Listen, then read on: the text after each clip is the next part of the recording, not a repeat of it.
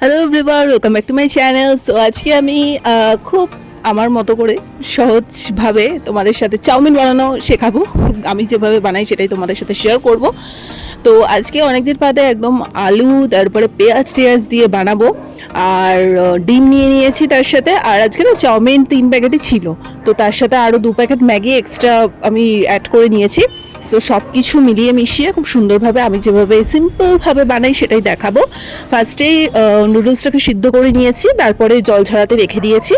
এরপরে কড়াইতে সাদা তেল গরম করব, তারপরে পেঁয়াজ, তারপরে আলু যেটা কেটে রেখেছিলাম সেটা দেব এবং হলুদ আর কিছুটা নুন দিয়ে ভালো করে এটা ভাজবো।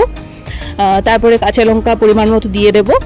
আর আমি না ডিমটাকে মানে এটার সাথেই একবার আমি ভেজে নিই। তোমরা হয়তো অনেকেই ডিমটা ভেজে তুলে রাখো, পরে সেটা চাউমিনের সাথে অ্যাড করো, বাট আমি একটার সাথে কিন্তু সবটা করে দিই। সেটাই তোমাদেরকে দেখাবো, কারণ অত সময় যখন হাতে থাকে না চটজলদি কীভাবে করা যায়। তো 3টে ডিম নিয়েছি, তার মধ্যে গোলমরিচ আর লবণ দিয়ে ভালো করে ফেটিয়ে নিয়ে একই সাথে আমি কিন্তু মিশ্রণটাকে দিয়ে পুরোটা ভাজা ভাজা করে নেবো। প্রসেস একই, একটু ঘুরিয়ে ফিরিয়ে জাস্ট করতে হয় আর কিছুই না। সো তারপর এটা যখন ভালো করে ভাজা ভাজা হয়ে যাবে তখন ম্যাগি মশলা, টমেটো সস, সয়া সস, দেন আরও যদি কিছু চিলি সস টস অ্যাড করতে চাও সেগুলো অ্যাড করে দিতে পারো তোমরা।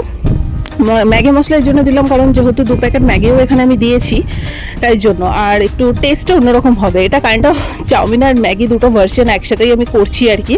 যেহেতু চাউমিন খুব একটা বেশি ছিল না এবং খেতেও ইচ্ছা করছিল, তাই ভাবলাম দুটো একসাথে মিক্স করে বানিয়ে দিই। সো তোমরা তোমাদের মতো একটা নাম দিয়ে দিও এটা, ঠিক আছে? তো আমি সিম্পলভাবে আজকে একটা স্ন্যাক্স তোমাদের সাথে বানিয়ে দেখালাম। খুব ইজি প্রসেস, চাইলে তোমরা বানাতে পারো। ভালো লেগে থাকলে ভিডিওটা লাইক কমেন্ট শেয়ার সাবস্ক্রাইব করে দিও। টাটা।